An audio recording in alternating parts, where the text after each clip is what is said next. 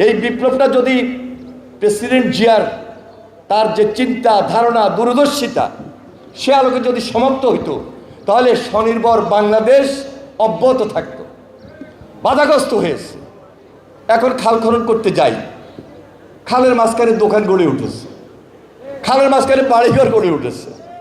যদি ওই যে স্বনির্ভর বাংলাদেশের কাজ অব্যাহত থাকতো তাহলে খালের মধ্যে দোকান হইতো না, খালের মধ্যে বাড়ি হইতো না, শিল্প কলকারখানার বর্জ্য বা মানুষের বাসা বাড়ির ড্রেন খালে পড়তো না। চর্চা নাই, এখন চর্চা শুরু হয়েছে। তার মানে অসমাপ্ত কাজ তারেক রহমানের নেতৃত্বে দেশে সমাপ্ত হবে। RICL TMX, যুগের পর যুগ স্থাপনা থাকে মজবুত।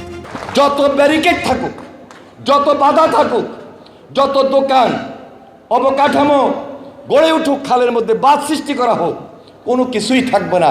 খাল খালের গতিতে চলবে, প্রবাহর গতিতে থাকবে। এটাই হলো জনগণের চাওয়া, এটা জনগণের পাওয়া, জনগণ প্রত্যাশা করে। এবং আমি মনে করি আমরা আজকে যে প্রকল্পটি হাতে নিয়েছি জনাব তারেক রহমানের নেতৃত্বে, 180 দিনের কর্মসূচি প্লাস 5 বছরে 20,000 কিলোমিটার খাল সারা বাংলাদেশে আমরা পুনঃখনন করব অথবা খনন করব। ইতিমধ্যে আপনারা লক্ষ্য করেছেন দিনাজপুরে কাহারোল উপজেলায় মাননীয় প্রধানমন্ত্রী তার কর্মসূচি উদ্বোধন করেছেন। এই মাসেই তিনি ঝিনাইদহ যাবেন, এই মাসে তিনি ফেনী যাবেন, খাল খনন কর্মসূচি আরেকটা উদ্বোধন করবেন। এবং 54টা জেলায় প্রায় 50টা জেলায় ইতিমধ্যে আমাদের কাজ শুরু হয়ে গেছে।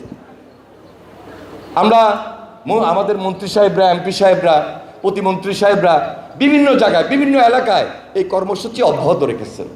কারণ এটা তো আরেকটা বিপ্লব। এই বিপ্লবটা হাতে নিয়েছেন নতুনভাবে তারেক রহমান।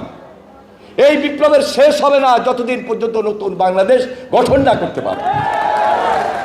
এটা করতেই হবে, কারণ মানুষ আমাদেরকে তো ভোট দিয়েছে এই প্রতিশ্রুতি দেওয়ার কারণে, এই অঙ্গীকার ব্যক্ত করার কারণে।